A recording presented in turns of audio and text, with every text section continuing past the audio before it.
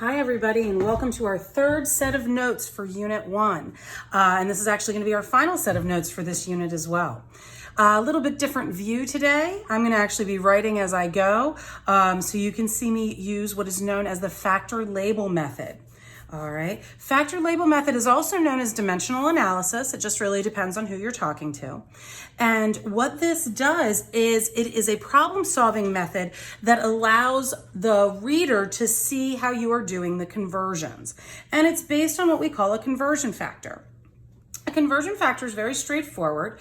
All it is a unit that is equal to each other, so you can go on ahead and write that down. So for example, in 1 meter, all right, we have, 100 centimeters, right? Nothing new, that's just simple metric.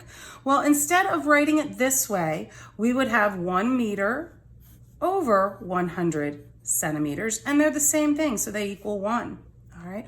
Or we could write 100 centimeters is the same as 1 meter, also equaling 1.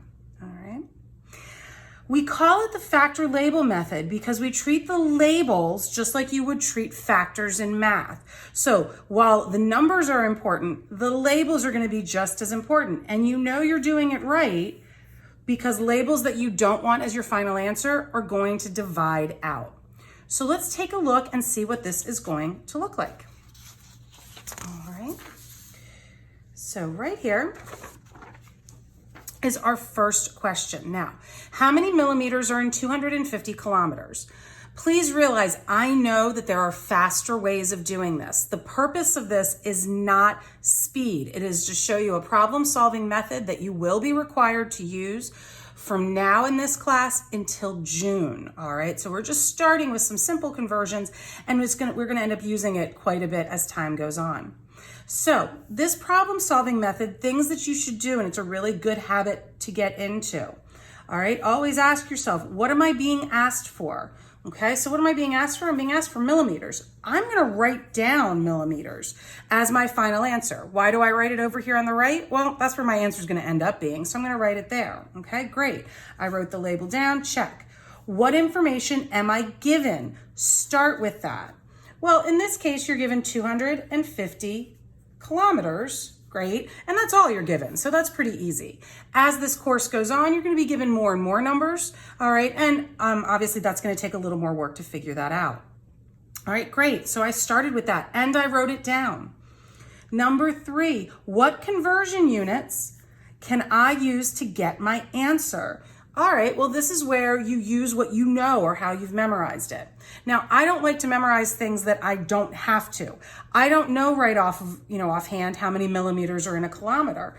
I do know everything in relationship to a meter because, like you, I had to memorize it. So what I'm gonna do, I'm gonna set up a conversion factor. Now, this 250 kilometers, remember when we write a number like that, it's always assumed to be over 1. I don't typically write that 1 in there, but you're welcome to if you like to keep things kind of straight. I don't want kilometers, all right? I wanna get rid of those. So I am gonna write them in the denominator because they will now divide out, just like factors did in math. Well, I don't know how many millimeters are in a kilometer, but I do know the relationship between kilometers and meters. And in 1 kilometer, there's 1,000 meters. My kilometers have now divided out and I'm left with meters. Great, that's not what I want. I need millimeters. So next step, okay?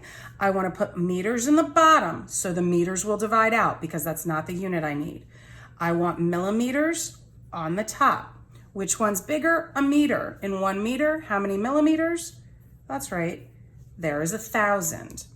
All right, great. Okay, my meters have now divided out. I look at my unit. What unit am I left with? I'm left with millimeters. What do I want? Millimeters. Now you're going to take out your calculator. You're going to multiply this number. All right, obviously it's all divided by 1, so there's not a lot to that. And your final answer is 250 million. That's a lot of millimeters, but millimeters are really tiny, all right? You can write it in standard form, or you certainly should be able to write that in scientific notation as well, and that would be 2.5, 1, 2, 3, 4, 5, 6, 7, 8, times 10 to the 8 millimeters. All right, either one of those is perfectly good as your answer. All right. For significant figures, the only value you have to consider is the value given to you, the measurement given to you in the problem. All of these are known quantities, and we do not deal with significant figures with those. All right, so I have 2 significant figures in the number given. I have 2 significant figures in my final answer, because remember, these are all placeholders. All right, fantastic. You have another question in your notes, and you should go on ahead and give that one a try right now before I do it. All right, welcome back. Let's see how this one goes, okay? We're gonna go on ahead and I'm gonna talk you through it. If you already have this done, feel free to make my voice go a little faster or fast forward. How many kilograms? So I am looking for kilograms is my final answer, are in 565 decigrams. See right there, even if I don't know how to solve this problem, I've written down the label of my answer.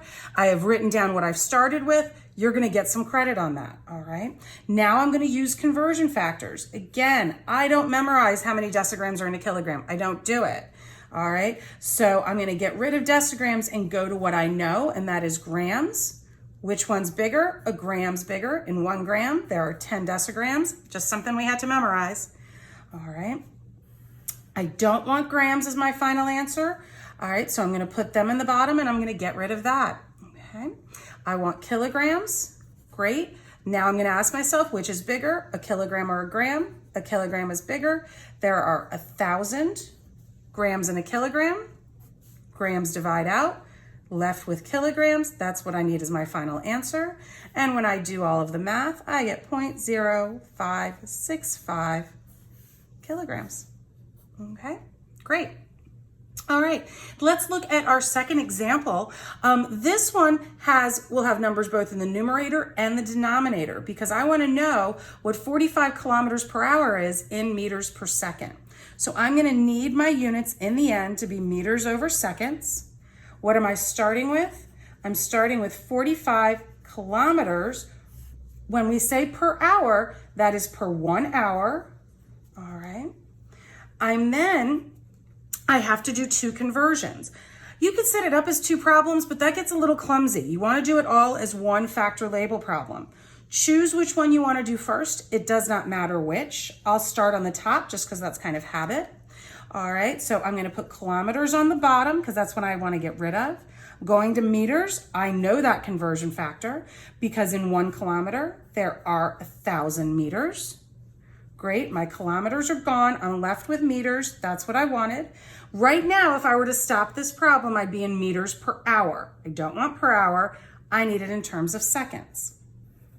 So in my next step, I'm going to get rid of hours. Well, hours started in the denominator, so I'm going to put them in the numerator up top. So hours.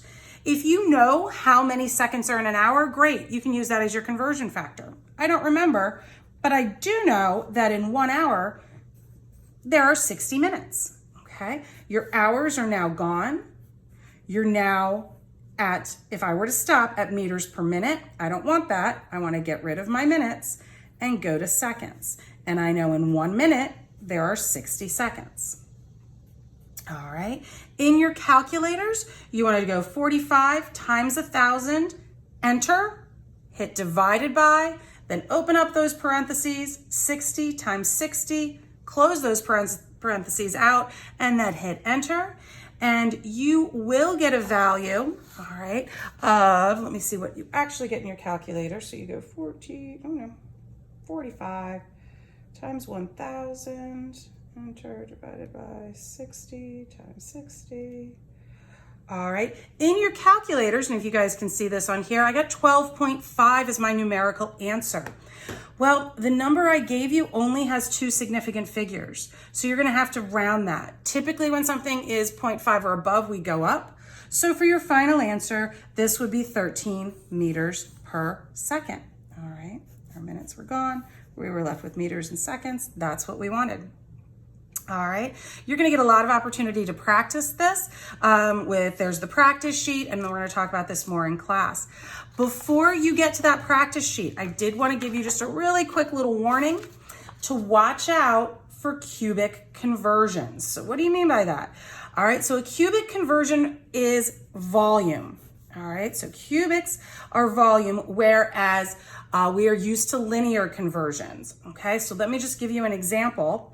All right, in 1 decimeter, okay, there are 10 centimeters.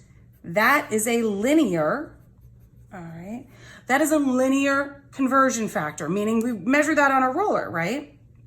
Well, we also use conversion factors that are cubic but are based on the linear. So what exactly does that mean? All right. So if I need to be able to convert from centimeters cubed to decimeters cubed, I can't use this. So if you're given something that is cubic, what you need to do is you're going to write down the linear just like we have up there. All right. You're then going to cube everything. So 1 cubed decimeter cubed is equal to 10 cubed centimeters cubed. This is cubic, all right, and we use this for volume. So in fact, 1 decimeter cubed is equal to 1,000 centimeter cubed. All right, so be careful with this, you guys, because we are so used to this, and then some students are just going to cube the label. You can't do that. You can cube the label and cube the conversion as well, and then you'll be in good shape. So watch out for that on your practice sheet. All right. Okay, guys, have a great one.